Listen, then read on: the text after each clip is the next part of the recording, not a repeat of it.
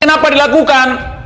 Karena otak manusia tidak hanya bisa menyerap sebuah kepentingan, tapi dia butuh hiburan. Penjelasannya tegas, lugas, dan dapat dipahami kan? Apalagi nih, lumayan ngonten buat stok rokok, biar ngebul terus. Rokok gua nggak beli, ngutang sama Teh Yuli. Kebanyakan hutang sama Teh Yuli, ntar malam gua gesek, udah lunas. Ya nggak Teh? Iya. Yang penting gesek, saudara. Ya, nggak ada Habib, kita juga belum tentu masuk neraka. Ada Habibnya juga belum tentu kita masuk surga. Yang penting ada niat baik. Nah, ya, karena segala sesuatu bin niat. What? Indonesia tanah air beta, pusaka abadi nan jaya.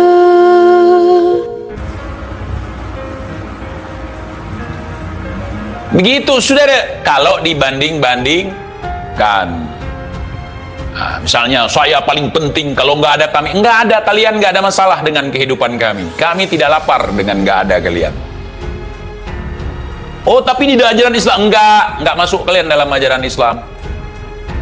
Al-Quran, Sunnah, dan juga ulama yang wara. Badut kagak perlu. Kita nggak ada badut bisa menjalankan ajaran agama. Nggak ada ngaruh sama sekali.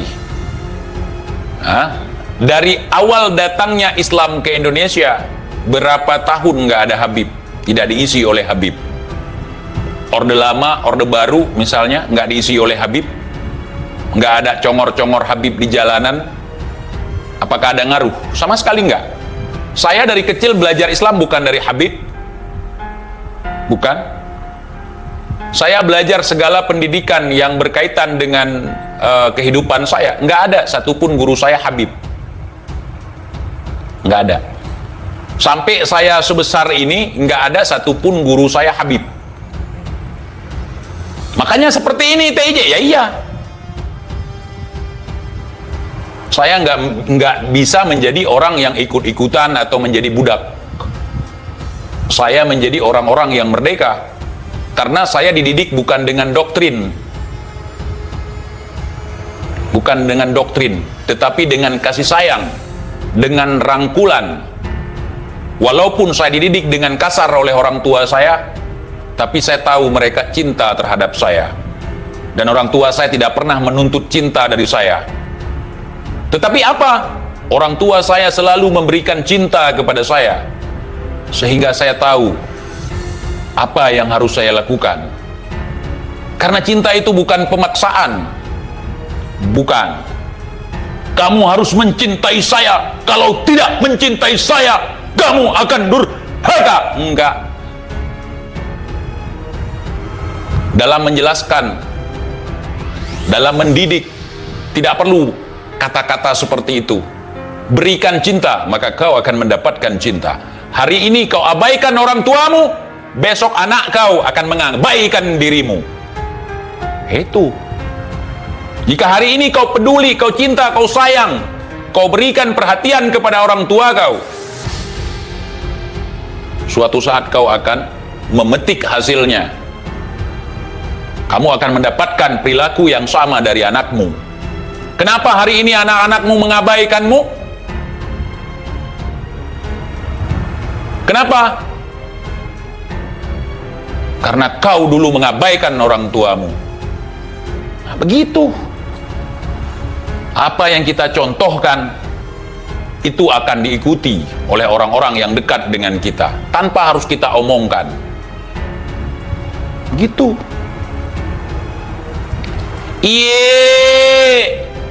Itu akan dicontoh sama orang. Kenapa marah? Ada orang ngomong kandang kebo, giliran kita bahas kandang kebo, kenapa marah? Karena ajarannya nggak bener. Kalau ajaran bener ditiru, orang seneng. Betul tidak? Betul tidak? Betul ya ikhwan. Seorang guru bicaranya benar, perilakunya benar, ucapannya benar, kata-katanya benar, ditiru oleh orang lain, bangga kita, Masya Allah. Setidaknya dia sudah mengadopsi kebenaran yang kita contohkan. Ada lontek, sudah ada, ditiru sama orang, kurang ajar, menghina. Lah, kan mencontoh. Kenapa marah? Karena contoh buruk. Seorang ulama tidak akan memberikan contoh yang buruk, apalagi pengaruh buruk untuk umat. Kalau orang yang mengajarkan, mencontohkan contoh yang buruk kepada umat, tidak layak disebut sebagai ulama. Ulama itu sebagai contoh, panutan, uswatun hasanah. Itu kalau Anda lihat anak Anda kurang ngajar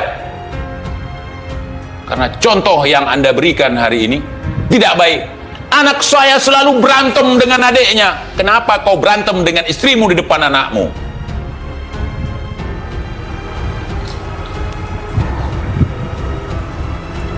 Bagaimana kau memberikan didikan? Itu tidak hanya congor begini, kamu harus begini, kamu bukan, perilaku. Anak-anak itu akan mengkopi perilaku, apalagi budak.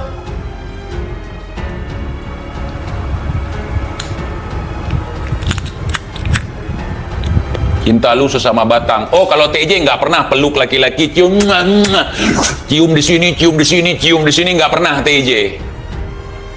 Secinta apapun kita, bahkan sama orang tua saya nggak ada cium di sini, cium di sini, cium di sini, nggak ada.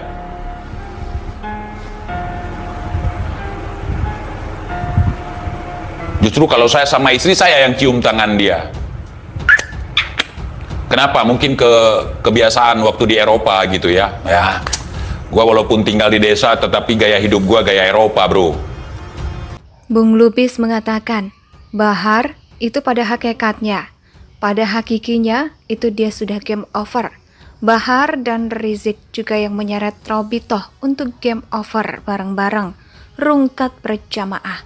Jadi Bahar itu sudah game over, itu sudah. Dan saya bisa buktikan kalau Bahar sudah game over, mulai dari masalah nasabnya. Di sini umum tentang makna tentang secara umum, tapi tentang si Baharnya benar gak? Dia dari kelompok Balawi. Itu dulu. Kalau untuk si Bahar belum masuk ke masalah seperti ini, tentang tolak secara ilmiah, belum masuk ke situ, ujar Bung Lubis. Ya. Kalau di Eropa itu kita dicium tangan sama perempuan lucu, aneh. Jadi kita yang cium tangan perempuan sambil menunduk sedikit, baru rangkul sambil kasih bunga. Kalau di Rusia ngasih bunganya satu tangkai saja. Kalau banyak-banyak berarti itu ucapan bela sungkawa ada yang mati. Indonesia sejak dulu kala tetap dipuja-puja bangsa.